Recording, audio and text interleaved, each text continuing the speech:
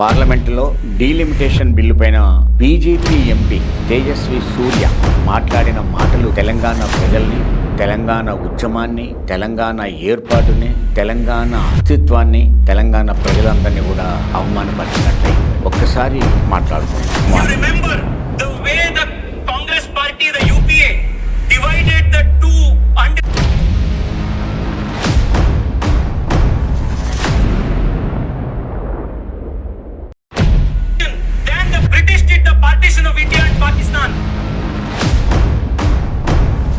ఇటీవల పార్లమెంటులో delimitation bill పైన మాట్లాడుతూ బీజేపీ ఎంపీ, బెంగళూరు నుంచి ప్రాతినిధ్యం వహిస్తున్న బీజేపీ ఎంపీ తేజస్వి సూర్య మాట్లాడిన మాటలు తెలంగాణ ప్రజల్ని, తెలంగాణ ఉద్యమాన్ని, తెలంగాణ ఏర్పాటుని, తెలంగాణ అస్తిత్వాన్ని, తెలంగాణ ప్రజలందరినీ కూడా అవమానపరిచినట్లయింది. అది అందుకని తెలంగాణలో పుట్టిన ప్రతి బిడ్డ దాన్ని ఖండించాల్సిన అవసరం ఉంది.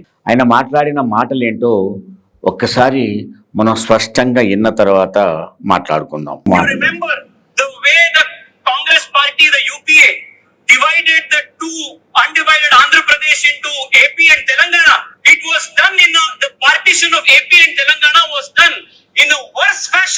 Than the British did the partition of India and Pakistan. This is the kind of legacy they have, Adish. అంటే స్పష్టంగా మనకు అర్థమైంది ఏంటి అంటే, అతను తెలంగాణ రాష్ట్రం ఏర్పడ్డప్పుడు ఉమ్మడి ఆంధ్రప్రదేశ్ రెండు రాష్ట్రాలుగా విడిపోయి అటు ఆంధ్రప్రదేశ్ని ఇటు తెలంగాణగా విడిపోయినప్పుడు దాన్ని భారతదేశం పాకిస్తాన్ విడిపోయిన దాన్ని కంపేర్ చేస్తూ మాట్లాడాడు. అంటే ఇంగ్లీషు వాడు స్వాతంత్రం ఇచ్చేటప్పుడు ఇటు ఇండియా అటు పాకిస్తాన్గా ఎట్లా విభజించాడో అట్లాగే పాకిస్తాన్ని, ఈ తెలంగాణ ఏర్పాటుని ఒకే కాట కట్టేస్తూ మాట్లాడాడు. అది అతనికి ఏదో రాజకీయాలు బాగా తెలిసి వయసు మించిన వాడు కూడా కాదు. ఒక 35 ఏళ్ళ వయసు ఉంటుంది ఆయనకి. ఈ 35 ఏళ్ళ వయసున్న ఆయన 1200 మంది బలిదానంతో వచ్చిన తెలంగాణని తక్కువ చేస్తూ అవమానపరుస్తూ మాట్లాడాడు. అంటే ఒక విధంగా చెప్పాల్సి వస్తే ఆయనకు 35 ఏళ్ళు. తెలంగాణ రాష్ట్రం ఏర్పడ్డది 2014లో, అంటే 12 సంవత్సరాల క్రితం ఏర్పడ్డది. అంటే ఆయన వయసు 35. తెలంగాణ ఏర్పడే నాటికి ఆయన వయసు 23 ఏళ్ళు ఉంటుంది. తెలంగాణ ఏర్పడ్డప్పుడు ఆయన 23 ఏళ్ళ వయసు ఉన్నవాడు. ఆయన ఇలా తెలంగాణ ఉద్యమాన్ని అవమానపరుస్తూ మాట్లాడాడు. తెలంగాణ ఉద్యమం ఏర్పడ్డప్పుడు, అంటే రెండో దఫా ఉద్యమం, అది కేసీఆర్ నాయకత్వాన తెలంగాణ ఉద్యమం ఏర్పడ్డప్పుడు 2001 నుంచి చూసినట్లయితే ఆయన 10-11 ఏళ్ళ వయసున్న పిల్లగాడు. ఉద్యమంలో ఉర్రూతలుగి జైల్లోకి పోయి రాష్ట్రం అంతా స్తంభింపబడి, ఉమ్మడి రాష్ట్రం అంతా స్తంభింపబడి తెలంగాణలో ఉద్యమం కొనసాగినప్పుడు ఆయన 10-11 ఏళ్ళ పిల్లవాడు. మరి మాట్లాడడానికి కనీసం ఓ చరిత్ర తెలుసుకోవాలిగా. దాన్ని ఆయన కంపేర్ చేసింది ఏంటి అంటే పాకిస్తాన్ ఏర్పాటుతో.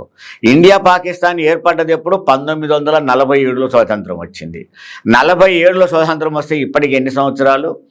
అది ఒక 53 ఏళ్ళు, మళ్ళీ ఇప్పుడు ఒక 25 ఏళ్ళు. అంటే ఎన్ని సంవత్సరాలు? 25, 53, 78 సంవత్సరాల క్రితం స్వాతంత్రం వస్తే, పాకిస్తాన్ ఏర్పడితే ఈయన వయసు ఇప్పుడు 35 ఏళ్ళు అయితే 35 ఏళ్లకు వాళ్ళ తండ్రి వయసుని ఇంకొక 25 ఏళ్ళు కలుపుకుంటే మొత్తం 60 ఏళ్ళు. అంటే వాళ్ళ తండ్రి పుట్టకముందే సుమారు 18 సంవత్సరాల క్రితం స్వాతంత్రం వస్తే దాన్ని విశ్లేషిస్తూ సిగ్గుమాలి మాట్లాడిన మాటలు తెలంగాణ ఉద్యమాన్ని అవమానపరిచాయి. తేజస్వి సూర్య మాట్లాడిన మాటలే తెలంగాణని అవమానపరిస్తే, అదే పార్లమెంటులో కూర్చున్న తెలంగాణ ఎంపీలు, అటు కాంగ్రెస్ ఎంపీలు ఇటు బీజేపీ ఎంపీలు ఒక్కడు కూడా లేచి ఇది తప్పు అని చెప్పలేదు. అంటే ఇంతకంటే సిగ్గుమాలిన చర్య ఏముంటుంది? ఎందుకు ఎంపీలుగా మీరు పార్లమెంట్లో కూర్చున్నారు? తెలంగాణ నుంచిగా ప్రాతినిధ్యం వహించింది, తెలంగాణ ప్రజలే కదా మిమ్మల్ని ఎన్నుకొని పంపించింది. మరి మీరు ఎందుకు ఖండించలేకపోయారు? పైగా ఖండించకపోగా తెలంగాణలో ఉన్న బీజేపీ, అసలు ఇంకో విధంగా ఆలోచిస్తే బీజేపీ తెలంగాణ ఏర్పాటప్పుడు కాంగ్రెస్ అధికారంలో ఉన్న బీజేపీ కూడా మద్దతు ఇచ్చింది. అలాంటి బీజేపీ ఈరోజు మాట్లాడుతూ తేజస్వి సూర్యని పరోక్షంగా సమర్థిస్తూ మాట్లాడుతున్నారు తప్ప దాన్ని ఇంకింత ఖండిస్తూ తప్పు చేశామని మన పార్టీలనే కాదు పార్లమెంట్లో కూడా పార్టీ ఏదైనా ఖండించాల్సిన వాళ్ళు అది ఖండించలేక పైగా బీజేపీ రాష్ట్ర అధ్యక్షుడు అన్న మాటలు విన్నాం. పాకిస్తాన్ అదేవిధంగా భారతదేశం విడిపోయినప్పుడు ఎంతమంది అయితే ఆ రోజు చనిపోవడం జరిగిందో దాని మీద కంపారిజన్ పెట్టుకుంటే దానికి అర్థం లేకుండా బీఆర్ఎస్ పార్టీ ఈరోజు దాని మీద పెద్ద ఇష్యూ చేస్తా ఉంది. వారు మాట్లాడే తెలంగాణ ప్రజలు కానీ తెలంగాణ ప్రాతినిధ్యం వహిస్తున్న బీఆర్ఎస్ పార్టీ కానీ దాన్ని గందరగోళం చేస్తున్నారట. దేన్ని?